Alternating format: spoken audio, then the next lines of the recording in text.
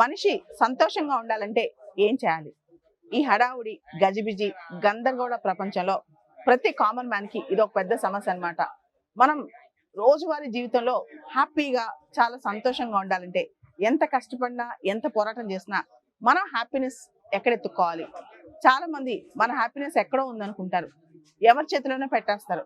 First of all మన happiness కోసం మనం బయట ఎత్తుకోకూడదు. మన హ్యాపీనెస్ మనలోనే ఉంటుంది. ఇదే ఫస్ట్ పాయింట్ అన్నమాట. మన సంతోషం మనలోనే ఉంటుంది, మనతోనే ఉంటుంది.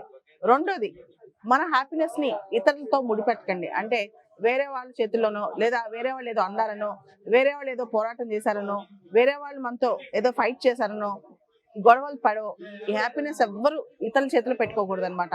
మన హ్యాపీనెస్ మన చేతిలోనే ఉండాలి. మన హ్యాపీనెస్ ఇతరుల చేతిలో ఉండదు. ఇతరుల వల్ల మన హ్యాపీనెస్ అనేది ఇంపాక్ట్ అవ్వకూడదు, దానివల్ల ప్రభావం అవ్వకూడదు.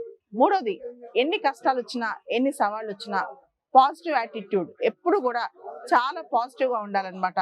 ఎలాంటి ఛాలెంజెస్ వచ్చినా సరే కుంగిపోకూడదు, డిప్రెషన్కి లోన్ అవ్వకూడదు. మనం లైఫ్ లో ముందుకు వెళ్తూనే ఉండాలి, పరిగెడుతూనే ఉండాలి, ఒక ఫ్లోలో ఉండాలన్నమాట. అంటే ఎప్పుడు మనం ముందుకు వెళ్తూనే ఉండాలి. పరిగెత్తలేకపోతే కనీసం నడవగలగాలి, నడవలేకపోతే స్లోగానే స్టెప్ వేయగలగాలి. కాకపోతే ఎప్పుడు ఒక ఫ్లోలో ఉండాలన్నమాట. అప్పుడే మన హ్యాపీనెస్ ఖచ్చితంగా మనతో ఉంటుంది. ఎప్పుడు లైఫ్ ముందుకెళ్తూనే మనం హ్యాపీగా ఉంటాం అనమాట.